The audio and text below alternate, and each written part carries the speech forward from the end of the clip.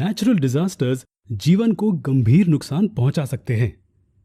उनके बारे में सतर्क रहने के लिए हमें इन डिजास्टर्स के पीछे के विज्ञान को समझने की जरूरत है।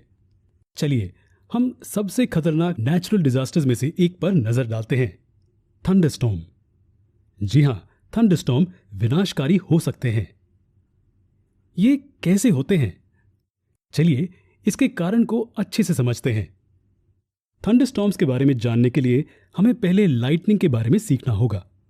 और ये जानने के लिए कि लाइटनिंग क्या है, हमें प्रकृति में मौजूद दो तरह के चार्जेस के बारे में जानना होगा, पॉजिटिव चार्ज और नेगेटिव चार्ज।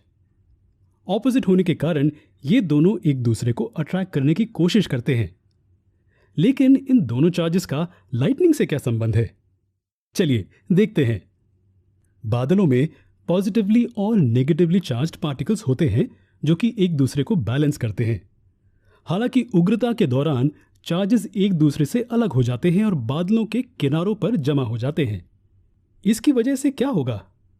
हम जानते हैं कि ऑपोजिट चार्जेस एक दूसरे को अट्रैक्ट करते हैं।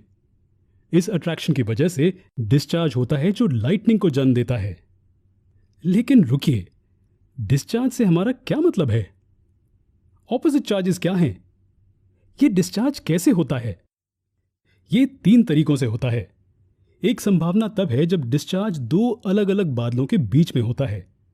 दूसरी संभावना तब है जब डिस्चार्ज सेम बादलों में होता है।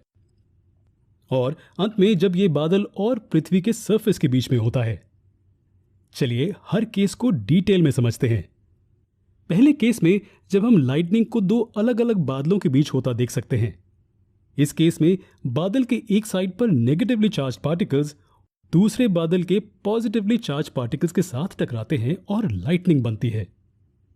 आप देख सकते हैं कि 2 बादलों के बीच कांटेक्ट जरूरी नहीं है अगर चार्ज को एक बादल से दूसरे में प्रवाह करना है। तो क्या आप गेस कर सकते हैं कि दूसरे केस में क्या होगा?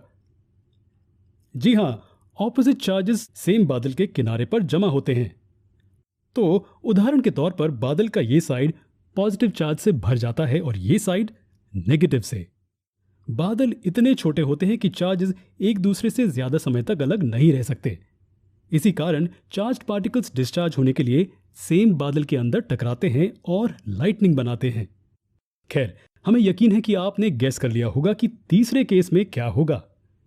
अगर लाइटनिंग पृथ्वी से टकराती है तो क्या हम कह सकते हैं कि बादलों और पृथ्वी के बीच डिस्चार्ज होता है? जी हां, ऐसा ही होता है।